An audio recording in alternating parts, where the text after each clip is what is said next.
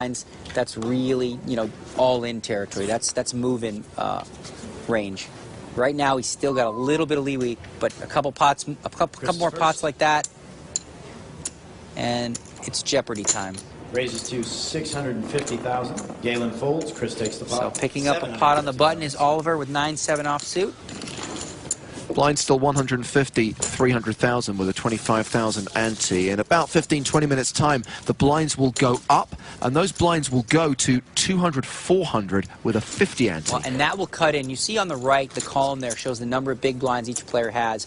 And right now, you see there's 155 big blinds in play. When the blinds go to 200 and 400,000, that number decreases. So the total number of blinds in play goes down. And that's bad news for Chris Oliver at the moment, with just 31 big blinds.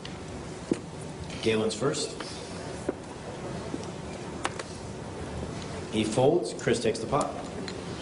A walk for Chris Oliver. Flips over. Queen of clubs, queen of hearts. And he shows a pair of queens.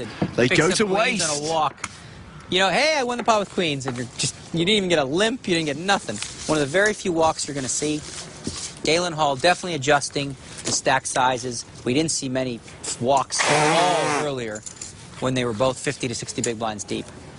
Good thing I didn't have like ace-8. Galen Hall, the poker pro who intends to go back to college, looking to get his MBA at Stanford University, wants to start a business of his own, and I tell you what, he's guaranteed some decent startup money, yeah, 1.8 million. I think he can start a business up tomorrow. He's definitely got the capital. Jack 7 from Oliver, staying aggressive on the button. This time Hall decides to call. Let's see the flop. So a little over 1.3 million in the pot. Jack of diamonds, deuce of hearts. Top pair for Oliver. Galen's first. You see one of Hall's cards, waiting on the second one. I doubt it's going to be better than Oliver's hand. Well, actually, I can assure you that it's not. 850,000. So Oliver hoping to get some action with top pair here on the short stack. Hall, we're not sure what he's got, but I can't imagine he has too much unless it's Jack 7. I'll show you that on the off chance I got some tilt equity. Galen shows the ace of clubs. Ace 7. And hear what he says. He says, I'm going to show you that one just in case I've got some tilt equity. By that, he means hoping that Oliver had another big hand and he got away from it. And that's actually true. It's actually the case because Oliver did want some action there, and pretty good fold there with an ace. And notice, once again, an ace high, out of position. He's flatting. Re-raising with Jack 9s, 8 9s. Clearly a pattern for Hall throughout this table. Galen says he considers himself an all-round player. He's a big pot limit Omaha and pot limit Omaha 8 or better player, and of course no limit Hold'em, which he's playing here. How important do you think it is these days, Daniel, to play all the different variations of poker? Well, I think it's becoming increasingly more important. And I think the 8-game mix, which is available on Pokerstars also, you can play 8 different forms of poker. That's becoming sort of the trend in that, you know, everyone's gotten so good at No Limit Hold'em. If you want to find juicy games, well, you got to learn how to play more games. 1.4 million. This could be action. Hall's raised the button with ace-8 of clubs. Oliver picked up another monster with queens. We could have action. Earlier, Hall said, too bad I didn't have... Oh, and call! Pocket queens. Wow. He said earlier, if I get an ace-8, I'm getting it in. This could be it. We've said that before, but Oliver is in front. Although he's the shorter stack, although he's the player at risk, his queens are 68% favorite here. Hall looking for clubs, looking for the ace, looking to hit to eliminate his opponent and seal the deal on hand number 211 of this final table. Well, I'm going to go out on a limb and say that I feel like an ace is coming. I don't know if a queen's coming with it, but it feels like it's about that time for a suck out. We haven't seen too many in all-in situations. Oliver hoping I'm dead wrong, and he doubles up here to about 20 million. There's a little over 20 million in this pot. Would make it close to an even match once again.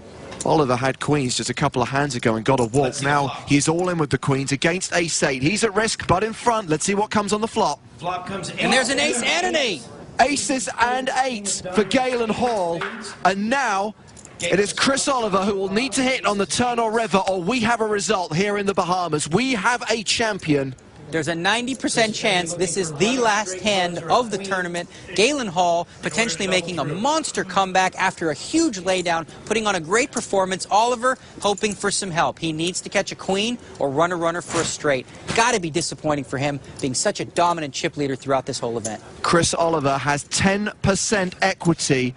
Hall a 9-1 favorite to win the 2011 PCA. Deuce on the turn, no help, just one card away from raising the trophy and the $2.3 million, pocketing that up for starter money. The straight possibilities taken away. He's down to 2 outs. One of 2 queens needed, a 5% chance. Otherwise, it's over.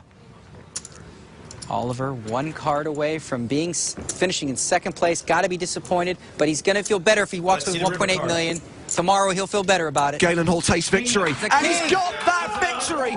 Aces and kings, the winning hand.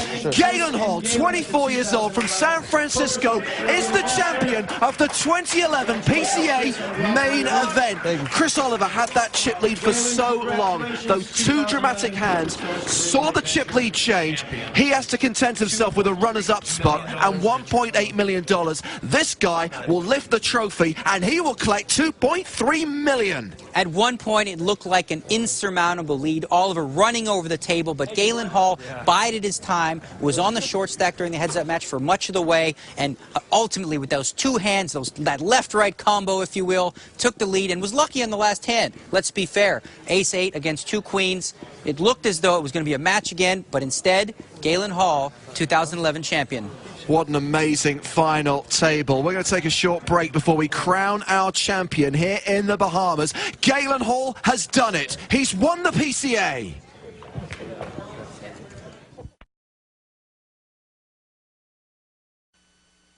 Galen, congratulations. You've just bested the largest field in PCA history. You must be feeling wonderful right now.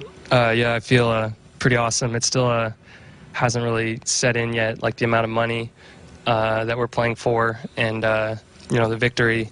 Obviously, we played heads up for a really long time, so I kind of haven't really been thinking about the win as much. You know, I was just focusing on the game for a long time. Now, you might not know this, but you made one of the best laydowns in the history of poker this evening when you managed to lay down the wheel. Yeah, that was really early on the heads up match, and against a lot of other players, it would have been like a pretty easy fold, but I've played with Chris a lot online, and he's an excellent player, and he's definitely capable of applying a ton of pressure, you know, check jamming rivers and things like that as a bluff. Did you put Chris on the boat?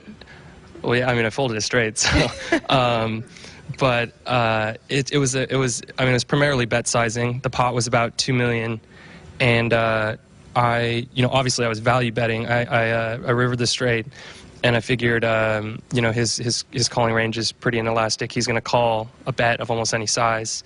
So I just bombed. I bet almost pot 2 million into the pot, and he didn't think very long, and he jammed for about 10 million more effective. And so when I bet so large on the river like that, the hands I can have become very polarized, like very strong hands and just bluffs, basically. So if he's trying to take me off a bluff, I felt like his bet sizing, you know, he doesn't need to spend that much. And, you know, I mean, there's a lot of other factors, but basically I felt like it was definitely for value. And it was a little irritating because I felt like, you know, like top 2 would, you know, he might do the same thing with top 2, or also he could also have the straight. But, you know, so much of his range at that point made sense for him to have either flopped a set and turned a boat, or, you know, had ace deuce or deuce 3 or something for, you know, runner boat.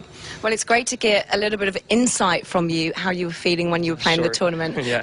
Sorry. I have to say, listening to you talk about your tournament, congratulations to you. I am honoured to be the first one to announce you as the 2011 PCA main event champion, Galen Hall.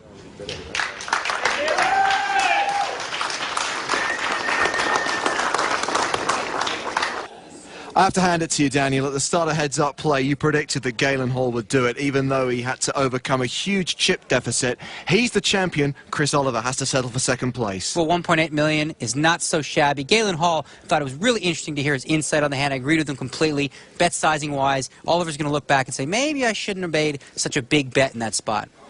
Those were the 8 guys who were at the final table. Galen Hall is the champion, and that brings to an end the 2011 Pokerstars.net Caribbean Adventure. From Daniel Negreanu, Lon McCarron, David Williams, Michelle Orp, and James Hartigan, it is good night from the Caribbean. This has been a presentation of ESPN, the worldwide leader in sports.